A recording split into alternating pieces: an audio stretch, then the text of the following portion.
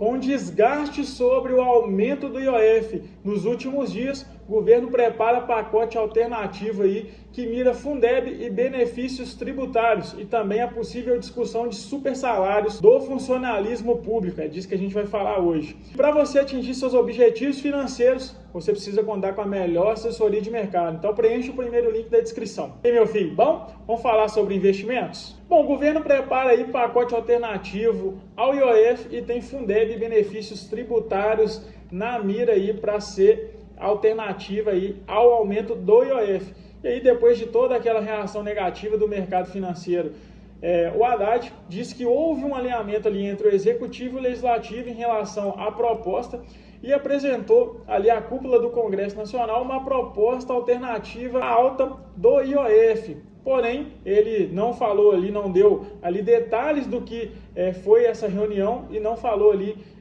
em que pode ser feito em relação a esse aumento do IOF aí. Porém, essa reunião é prevista para domingo e a apresentação para a semana que vem. E aí o mercado especula que esse pacote vai incluir ali mudanças no Fundeb, que é justamente o Fundo de Financiamento da Educação Básica, que ele é formado aí por aportes federais de estados e municípios. A contemplação da União iria subir de 21% para 23% no ano que vem, e uma das possibilidades aí que o mercado especula é justamente o adiamento dessa alta, mas isso ainda não está fechado aí, segundo o que o mercado se especula. Aí, aqui dentro do Fundeb, existem muitas críticas com relação à eficiência dessa despesa, porque cada dia que passa o Fundeb tem aumentado mais e mais, né, os gastos ali com a educação básica, e a gente tem números cada vez piores, né? Então, a crítica sobre essa pasta é justamente essa, porém, né, o tema aí tem forte apelo no Congresso e não deve ter tantas dificuldades de se alterar essa questão. E também está na mesa ali a redução dos benefícios tributários, né, que também está citado aí como uma das partes alternativas, com efeitos aí a partir de 2026. No caso, aí, os debates giram em torno de um corte não linear, então não vão ser todos os benefícios que vão ser cortados.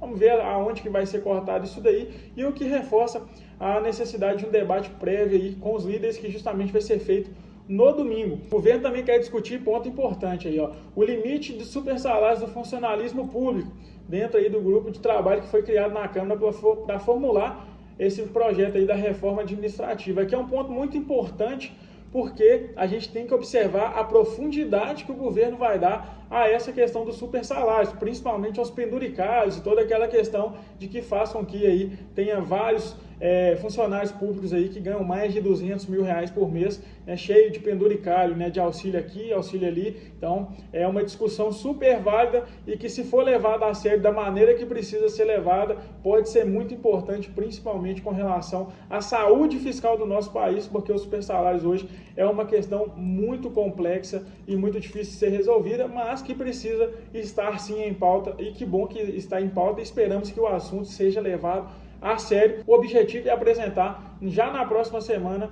essas propostas aí à sociedade como um todo. E aí, depois de toda aquela reação do Congresso de que ia barrar o aumento do IOF, e o Hugo Mota dando 10 dias aí para uma solução com relação a esse aumento do IOF. E com relação a esse forte medida aí do Congresso, foram apresentados ali 20 projetos de decreto legislativo para justamente sustar os efeitos da medida. Foram mais de 20 projetos aí que o Congresso apresentou para justamente derrubar as medidas com relação ao IOF, para a gente ver aí como que foi mal visto essa questão do IOF aí com o Congresso, não só com o Congresso, né, mas a sociedade como um todo teve uma reação muito forte, visto que aumenta custo de crédito, aumenta o custo do câmbio, aumenta ali também as questões de investimento, principalmente em previdência privada. Então, aumento de imposto nunca é interessante, sempre aumenta ali os custos, né, e a tendência é que esses custos sejam repassados e, consequentemente, a gente tem uma inflação a longo prazo aí mais elevada, né? Então é muito ruim, visto que o governo está puxando a corda ali com relação à popularidade, tentando, né, fechar as contas ali por meio da arrecadação e não por meio de corte de gastos, né? E o Banco Central está tentando ali segurar a inflação, aumentando juros e tudo mais. Então é uma briga ali de cabo forte, e que a gente não sabe até onde vai isso daí, né?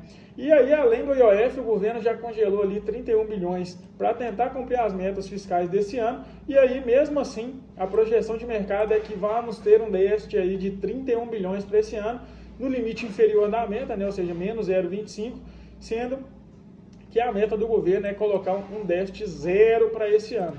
É aí que está, se vamos conseguir mesmo, né? Mas tivemos também ali o ministro de Minas e Energia se reunindo com autoridades do setor de petróleo para tentar avançar em um pacote que vai prever aí uma arrecadação de 35 bilhões nesse ano e no próximo ano, ou seja, tem mais imposto vindo por aí e agora no setor de Minas e Energia. Essa discussão é justamente ali no aumento do imposto para gasolina, diesel, etc., né, visto que o barril de petróleo tem estacionado ali na casa dos $60, isso faz com que a Petrobras tenha ali um custo menor também, né, de importação e refinamento.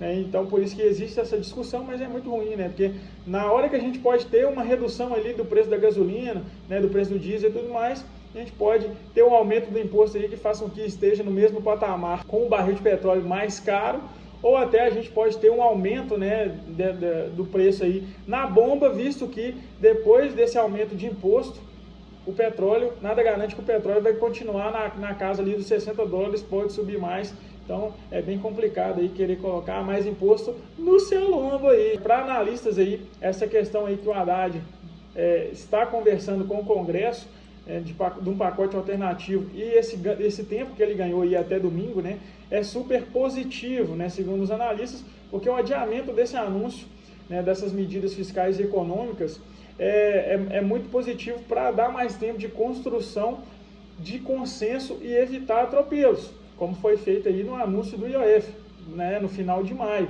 que foi recebido muito mal, né, foi muito mal visto, e o Congresso teve uma reação muito forte com relação a isso. Então, os analistas veem aí que esse tempo que o Haddad está ganhando aí para a apresentação dos projetos é muito importante para justamente aí criar esse consenso e fazer um comunicado de forma mais leve, né? E aí justamente fica a dúvida sobre o alcance e a dimensão das medidas que vão ser propostas. E aqui o fundamental é justamente restringir o avanço dos gastos obrigatórios, que é onde se gasta muito e se gasta mal, né? E aí com isso também o governo anunciou ali o adiamento do repasse do IOF sobre ali os aportes acima de 50 mil em VGBL, né, que foi essa nova alíquota aí de 5% estipulada para aportes acima de 50 mil em VGBL, que foi alterada aí o pagamento pelas seguradoras para o dia 25 de junho. Então, basicamente, o que teve de mudança, né, foi duas situações que tivemos mudanças aí, que foi dos aportes feitos até 31 de maio, e o recolhimento seria no dia 4, e para aportes aí entre o dia 1º e o dia 10, com o vencimento aí do IOF para o dia 13, que foi alterado aqui justamente agora, nesses novos dois casos aí, o prazo passa para 25 de junho, que é justamente aí o que o governo anunciou, porque seguradoras estavam ali com dificuldade no operacional para justamente fazer esse repasse ao governo aí, da nova alíquota de IOF. Então o governo deu esse prazo aí, o governo tá gente boa pra caramba, né, dando prazo aí para se pagar esse novo imposto e essa nova alíquota colocada em cima da previdência privada.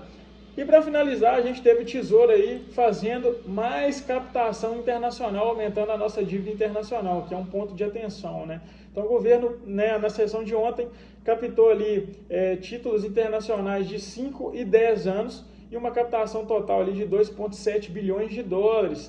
Os títulos de 5 anos aí alcançaram um volume de 1,5 milhão e foi negociado ali numa taxa média de 5,68 ao ano. O papel de 10 anos captou ali 1,2 bilhão com rendimento de 6,73 ao ano. Essa foi a segunda emissão aí feita pelo governo de títulos internacionais nesse ano. Em fevereiro a gente teve outra, né, que o governo captou 2,5 bilhões com títulos aí de 10 anos negociados a um rendimento médio de 6,75 ao ano. Segundo a equipe econômica aí do Tesouro, esses lançamentos de títulos públicos aí no mercado internacional é justamente para dar referência ao mercado de emissão de dívidas.